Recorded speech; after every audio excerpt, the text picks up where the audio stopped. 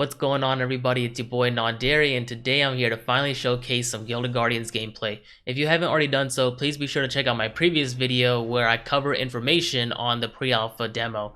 In this video, I'm going to walk you through the actual gameplay of Gilded Guardians and its pre-alpha stage, so without further ado, let's get right into it. As you can see now, I'm here in the Gilded Guardians app, and within the app, there are a few categories that I'll be delving into, such as Summoning, Gate of the Worlds, Merging, and the Barracks. The first one I want to cover is Barracks, which allows you to see your squad, the power level, hero details, armor, so forth and so on. So let's get right into it, and let's start talking about the Barracks. Now that I'm in the Barracks category, you can see that this is the squad of heroes that I roll with whenever I play through dungeons. So in this general overview, you can see that it shows each hero that I use within a dungeon, their respective power scores, and then on the top left, you can see that that's the total power score that I have. So with the 7,520 power score, this is all the heroes' power scores combined, of course, and if I click the plus button next to it, that allows me to create a new squad if I want to. So if I wanted to get more details on each hero other than just their power level, their level of fatigue, the type of hero they are, and their element, I'd have to click on one. So let's start going through one by one on each hero that I have, and let's start with Kwitare. Now I'd like to go over each hero that I use whenever I play through dungeons, and the first hero I like to go over is Kwitare. Kwitare is a common hero that I was able to get through the hero summoning. Kwitare is a fire element type and is considered a damage dealer, and his fatigue level is -5 out of 5. Fatigue is important because if your hero has fatigue, then they will more likely perform at a lower level when going through dungeons. This is important because you guys should be looking out for your hero's fatigue level before entering harder dungeons. So now let's go over Kwitare's stats. Kwitare, I was able to level up to level 19, and his power score is a total of 2,074. Power score is made up of 4 attributes, and those are health points, mana, attack damage, and armor. So if you notice carefully, you can see that there's a plus factor associated with health points and attack damage. I was able to get these plus factors thanks to the armor that I equipped on Kwitare, and you're able to get armor when you play through dungeons and complete them successfully. The last thing I need to cover is hero details. Each hero has a hero details section which covers the passive and active abilities that they hold. So in this case, Kwitare has a passive ability called Cutback, which says last attack in a combo deals bonus damage and knocks back attacked enemy. Now Kwitare has an active ability which is considered his ultimate attack, which is called Stab, and Stab says hero deals high damage in a short rectangular area in front of him. So now that I've talked about Kwitare, I'm now going to go over Zalathar. Alright, now let's talk about Zalathar. Zalathar is considered a water element type hero, and his hero type is called Bruiser. I was able to level up Zalathar up to level 19, and his power score is 1902. Let's now go over the hero details. In terms of hero details, he has a passive ability called Demon Hunger. Demon Hunger says when an enemy dies near the hero, they receive a buff to attack speed for a long duration. Buff can stack up to a limit, and at maximum stacks, it gains a new stack that will recover health instead. This is pretty unique because Zalathar, in my opinion, is considered a tank type hero, and a tank that's allowed to self-generate health is pretty unique, especially because you need this type of role when you're going through dungeons. You need somebody that can aggro all the monsters if possible. Now, Zalathar's active ability, aka ultimate ability, is called Release the Demon. After channeling, hero deals damage to all enemies in a huge area in front of him. Amount of damage dealt depends on the duration of the channeling. Attack speed increases speed at which skill accumulates damage. So now let's go over Ferulia. Let's now talk about Ferulia. Ferulia is a light element type hero, and her hero type is support. And I was able to level up Ferulia up to level 19, and her power score is 1768. So now let's look at the hero details for Ferulia.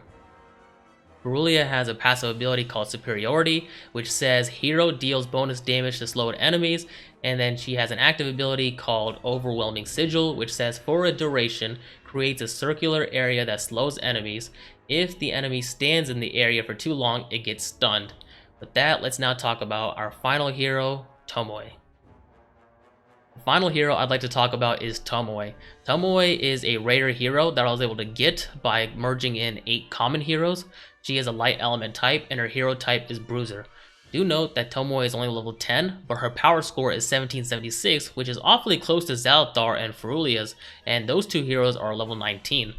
So one thing I didn't note about power score is that one other factor that affects power score is hero rarity. So because Tomoe is a rare hero, her power score is going to be substantially affected by just that sort of quality type of hero, or tier of hero I should say. So now that I've talked about that, let's now go over hero details. So in terms of her abilities, she has a passive ability called Fleet of Foot that says when Tomoe deals a critical hit, there's a 4% chance for her to evade attacks for 5 seconds. This ability stacks up to 5 times.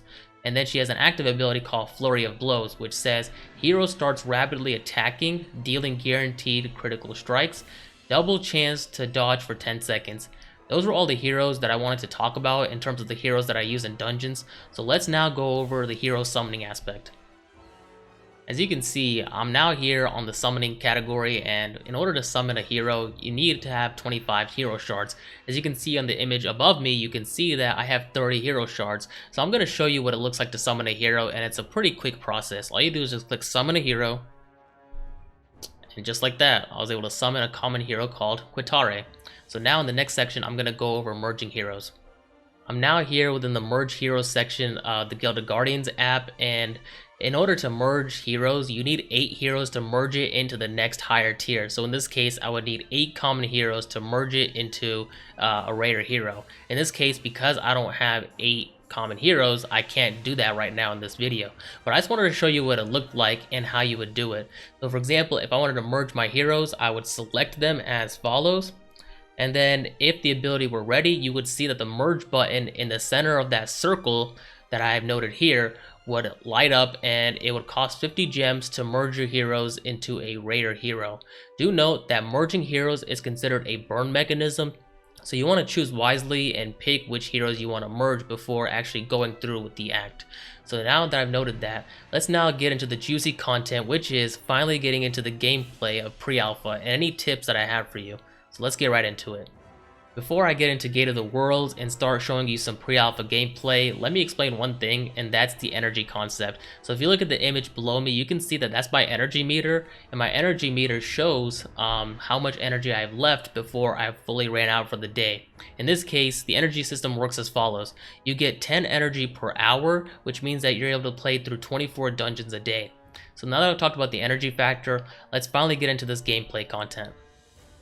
Alright, so I've tapped into the Gate of the Worlds and we're almost ready to play through a dungeon, but before I do so, let me note the following. Gilded Guardians is in pre-alpha mode, as I've said many times before, which means that Gilded Guardians is only allowing us access to 2 dungeon worlds, and those are Requiem and Brimstone. And in terms of Requiem and Brimstone, they're only allowing us to play through dungeon levels 1 through 12 in both dungeon worlds. If I scroll to the right, you can see that there's a few more dungeons here like Frostmire and Darkwood that we don't have access to yet. So with that, let's now look into Requiem and the dungeon world. So in terms of Requiem, I've already finished out levels 1 through 12. I just want to show you what it looks like to enter one of these dungeons. So let's say I wanted to play through dungeon level 12. As you can see here, my squad's power score is 7,520, and the required power score to enter Requiem 12 is 7,400. So because I'm qualified, I can enter this dungeon, and with some level of confidence, I should be able to finish it out. But now let's look at what happens if I want to play through a dungeon that has a higher difficulty. So if I go to Brimstone, you can see here, if I wanted to play through Brimstone 1, you can see that my power score is still 7,520, but the required power score is 7,800. I can still play through this dungeon if I want to by clicking Start Dungeon, but do note it does give you a warning sign. Squad power is lower than dungeon power. Are you sure you want to play with this squad? It's giving you a warning sign because there's a possibility that you could die in this dungeon and not complete it successfully. And by not completing a dungeon successfully, not only have you wasted 10 energy, but you don't get the dungeon rewards or the experience. So that's why, again, it's important that you look at your squad's power before wanting to enter a dungeon.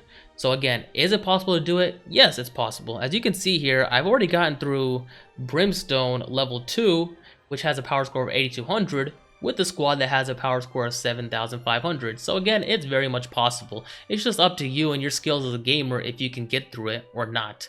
So with that, let's now jump back into Requiem and let's play through Requiem 12. Let's get right into it.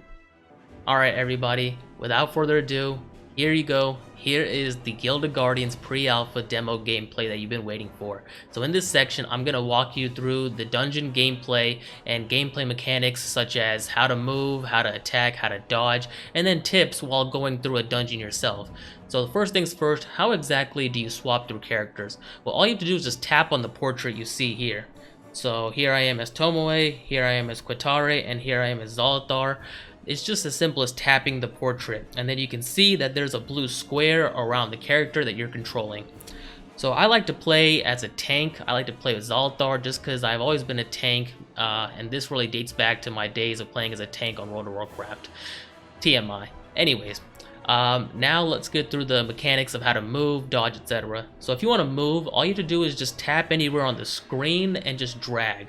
So now you see that I've established a joystick icon. It's as simple as that. If you want to dodge, all you have to do is just swipe anywhere. Just literally swipe like as if you're swiping left or right, you know. And then how to attack, all you do is just tap on any enemy that you'll see in this dungeon gameplay. In order to pop your ultimate attack, you have to tap and hold on any portrait, although it should be noted that some of the heroes pop their ultimate attacks by themselves when you're not controlling them. I thought that was unique, and I'm not sure if that's a bug or not, but just wanted to report it. You may see that later in this video when I have characters that have their ultimate abilities ready, and I didn't even proc the ability myself. So without further ado, let's get right into it. So typically dungeons last 2 or 3 minutes, which hopefully they'll increase later on as the devs build the game out further. Now here, you can already see that I entered a room and I wasn't paying attention, but you need to make sure that if you're attacking monsters, make sure you kill the ranged monsters. Shout out to Daz for this one. The reason why you want to attack ranged monsters first is because they're the ones that do the most DPS on your characters, so you definitely want to be attentive to that. Luckily, when I wasn't paying attention, my other characters helped out and were able to take down the enemies for me.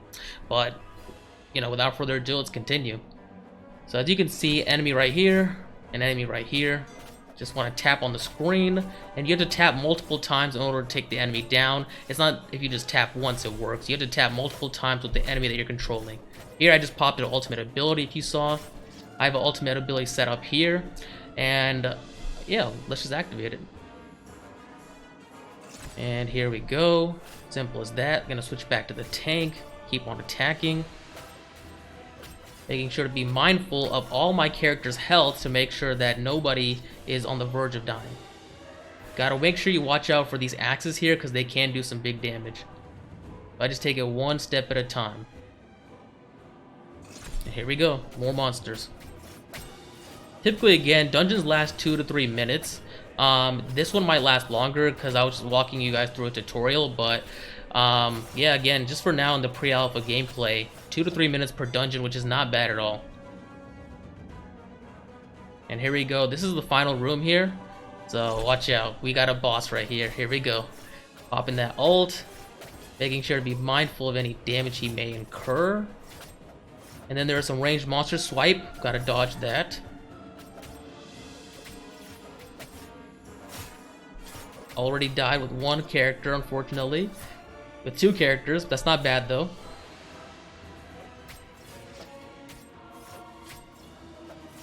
And just like that, we finish out the dungeon with only 2 out of the 4 characters, but even so, even if I survive with 2 out of the 4 characters, it's still a successful dungeon in the end. Definitely should have been more mindful of my health, but when I'm seeing a boss, I just kind of panic, and well, you know how it goes. With more experience, hopefully I become more and more of a better dungeon player in Gilded Guardians. But with that, let's now check out the end screen.